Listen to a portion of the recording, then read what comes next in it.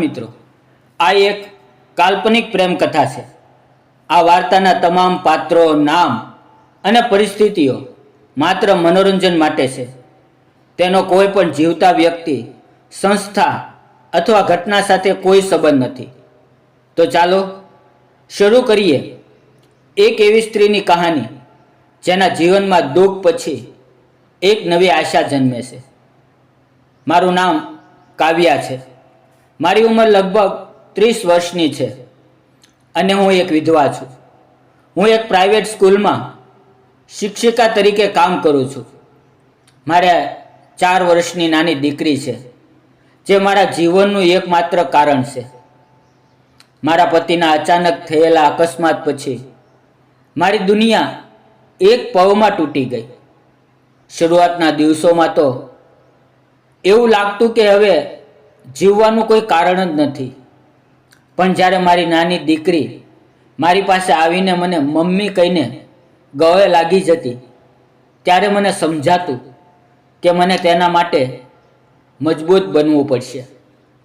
હું શહેરના એક શાંત વિસ્તારમાં આવેલા નાનકડા ફ્લેટમાં રહેતી હતી. રોજ સવારે વહેલા ઉઠીને હું ઘરનું બધું કામ પૂરું કરતી. પછી મારી દીકરીને પ્રેમથી તૈયાર કરીને તેને સ્કૂલે મૂકવા જતી. પછી હું મારી સ્કૂલમાં જતી, જ્યાં બાળકોને ભણાવતા ભણાવતા થોડીવાર માટે હું મારા દુઃખોને ભૂલી જતી. પરંતુ સાંજ પડે ત્યારે જ્યારે હું ફરી એકલી ઘરે આવતી, ત્યારે એકલતા મને અંદરથી ખાઈ જતી. થોડા મહિના પહેલાં અમારી સોસાયટીમાં નવો કેરટેકર આવ્યો. તેનું નામ રાહુલ હતું. તે લગભગ મારી જ ઉંમરનો હશે. ઊંચો, સરળ અને ખૂબ શાંત સ્વભાવનો.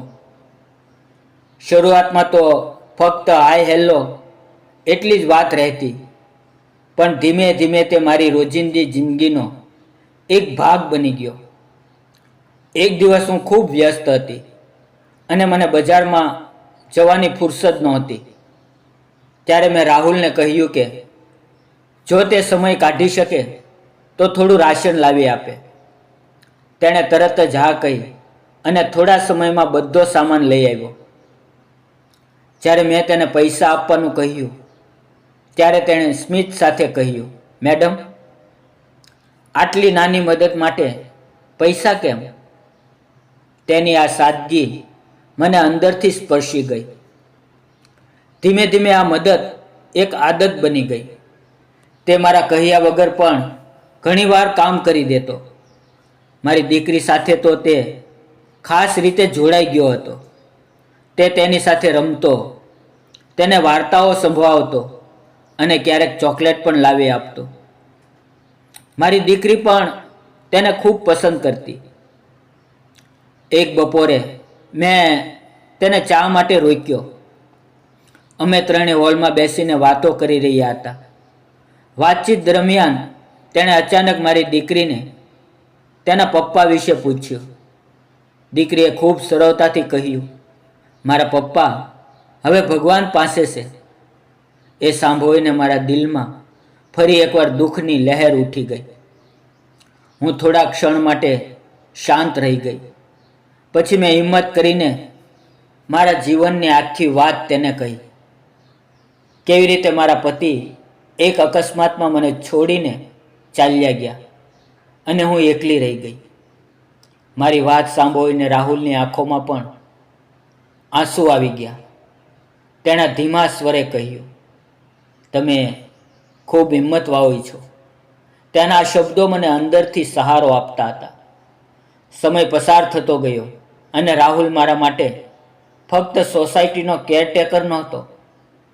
તે મારા માટે એક એવો વ્યક્તિ બની ગયો જેની સાથે હું મારી દરેક વાત વહેંચી શકું. એક રાત્રે મારી દીકરીને અચાનક ભારે તાવ આવ્યો. હું ખૂબ ગભરાઈ ગઈ. પાડોશીઓએ પણ મદદ ન કરી. એ સમયે મેં તરત જ રાહુલને ફોન કર્યો. તે 1 મિનિટ પણ મોડું કર્યા વગર આવી ગયો. તેણે મને શાંત કરી અને તરત જ અમને હોસ્પિટલ લઈ ગયો. આખી રાત તે અમારી સાથે રહ્યો.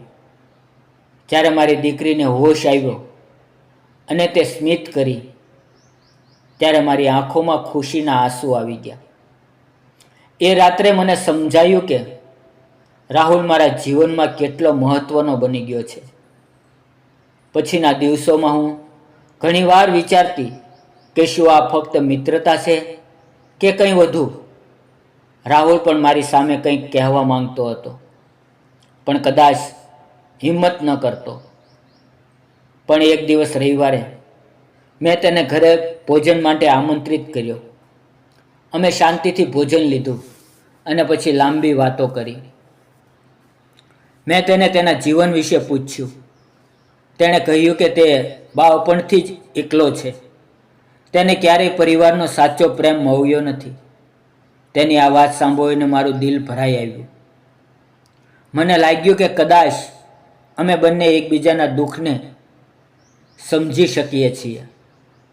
એ દિવસે મેં હિંમત કરી અને મારા દિલની વાત કરી. મેં કહ્યું કે તેની ઈમાનદારી, તેની કાળજી અને તેની સાદગી મને ખૂબ ગમે છે. મેં તેને પૂછ્યું કે શું તે મારી સાથે જીવન પસાર કરવા તૈયાર છે.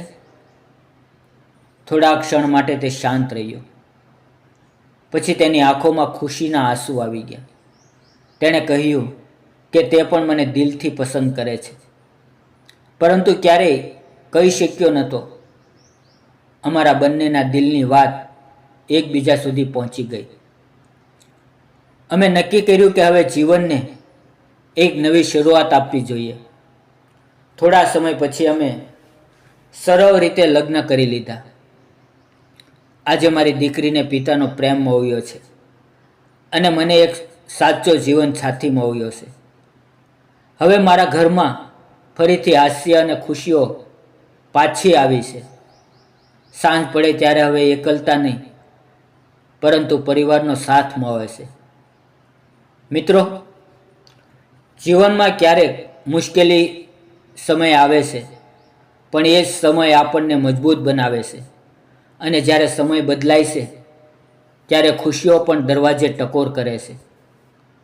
સંબંધો લોહીથી નહીં, પરંતુ વિશ્વાસ, પ્રેમ અને સમજૂતીથી બને છે. જો તમને આ કહાની ગમી હોય તો વિડીયોને લાઈક કરો, તમારા મિત્રો સાથે શેર કરો અને ચેનલને સબસ્ક્રાઈબ કરવાનું ભૂલશો નહીં. ફરી મળશું એક નવી ભાવનાત્મક કહાની સાથે. ત્યાં સુધી આવજો મિત્રો, અને વિડીયો પૂરો જોવા બદલ આપ સૌ મિત્રોનો દિલથી ખૂબ ખૂબ ધન્યવાદ મિત્રો.